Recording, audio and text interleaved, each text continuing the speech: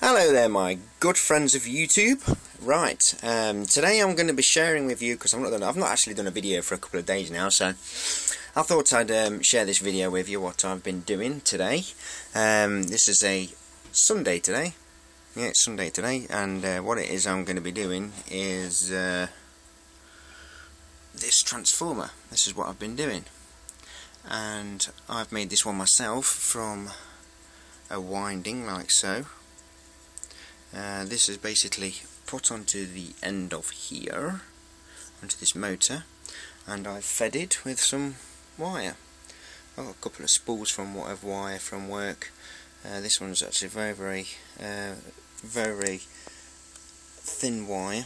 It's not the thinnest of thin, but it's damn thin. But it's quite strong for the size of it. It is very strong wire. So what I've done, I just basically stick it on the end of this motor, and then with the variac I just feed it, and I can actually have it like that as I'm feeding it.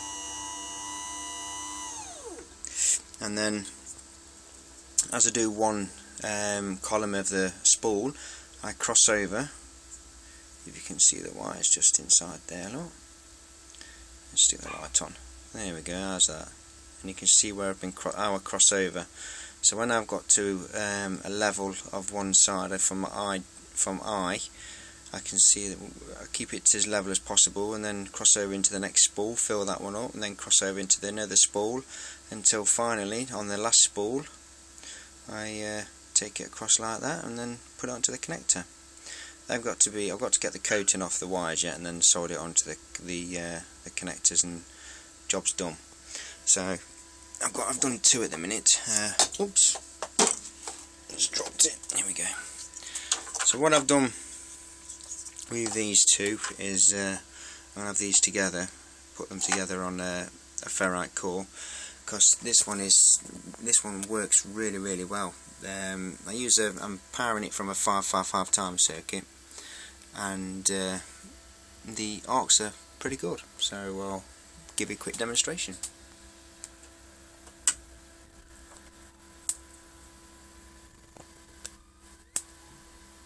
Not bad for 12 volts, is it?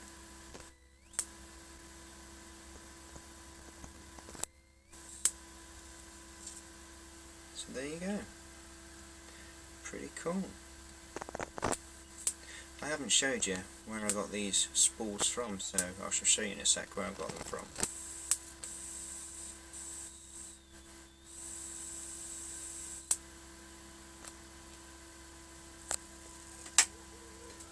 Not bad. So I'll show you where I got these from. Oh, I think my daughter's just come in. So where I get them from is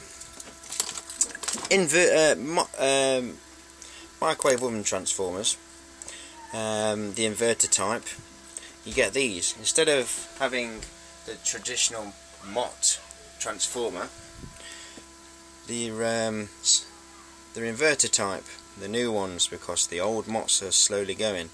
So they have these ones, and where I got this spool from is just from the inside there, because that's the primary, and then that's the secondary. Sorry, this is the primary, and the internal is the secondary, if I believe it right, if it's the right way how these ones work. And they normally look like this.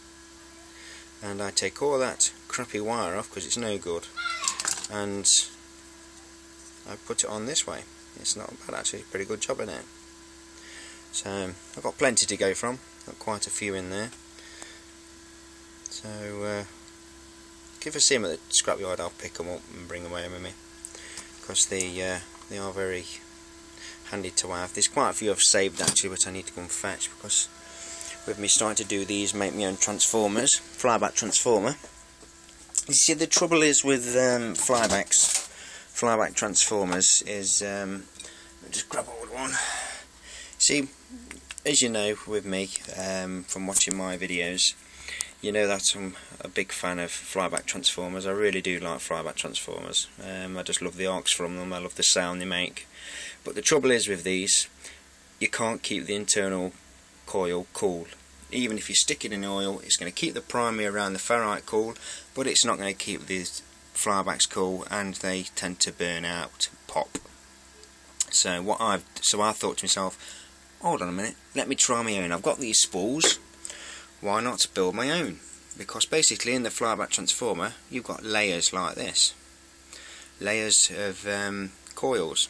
If you've ever seen inside of one, you know, you've just got basically layers of really minute hair size wire. I'm not sure of the gauge, it's something stupid because it's thinner than this. It's thinner than that wire, and that's why they burn out so quickly. So this is quite a bit thicker, this wire is, so they do tend to go, so that's why I thought I'll build my own. Yes, I know I'm rambling, sorry guys. So I've done myself 3 of them now, and this really works quite well.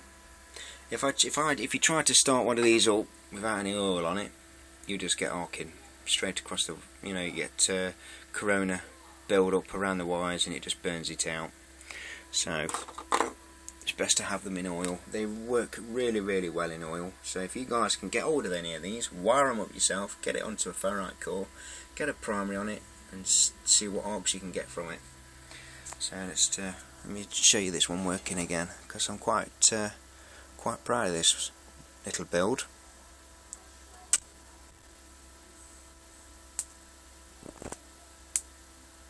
Just trying to think out, see how many volts is coming out of it, see how far it jumps.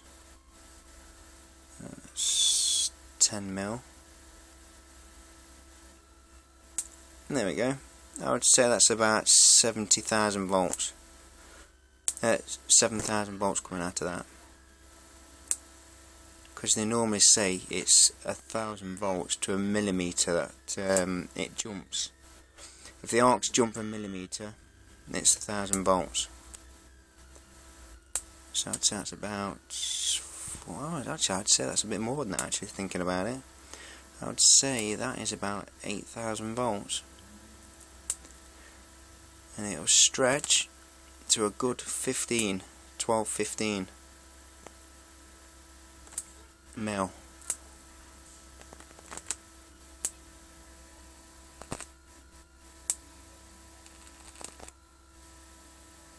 See the corona build up on the ends of the wires.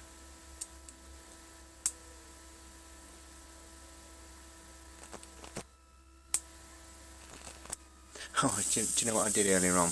Oops. Do you know what I did earlier on? I was using this just for, because I know it's a 12 volt output, I was using that for my 555 timer. It was a video that I've actually still got. I might edit it and just upload it to YouTube of it exploding. I had a capacitor inside explode and it was a really good bang and quite a lot of smoke came out the back. Because I think, I mean, it runs alright. I mean, it's a 10 to 12 amp power supply.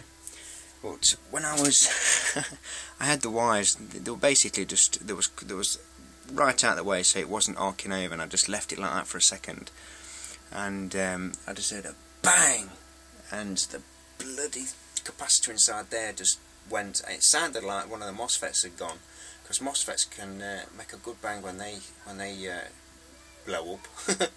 So yeah, I had to stop the video and leave it there and take it apart and check it, and just a capacitor had exploded. It annihilated the capacitor. There was nothing left but the internal prongs sticking out the board, and it was all over the bloody transformer inside. It was quite a mess, and it just stunk to high heaven in a bit of here. And you know what capacitors smell like when they go? They just stink foul. So I stuck another capacitor in it, and it still works. So not bad for Skytronic. And I know for definite I got back EMS straight into it, and capacitor just couldn't handle it and just topped off. So anyway, that's what I've been doing today, guys. I would like some spools for these. I would like a spool, plastic spools like them, big ones for these, and wind one. But another day when I can get something that's right around about the same size. So anyway, I'm going to stop rambling on and taking your guys' time up. thanks ever so much for watching, guys. You're a star. I hope you're all safe and well, and thanks for watching my videos. Please rate and comment and give a good old thumbs up as a lot of you do, which I'm very thankful for. So take care of yourselves, and we'll speak again.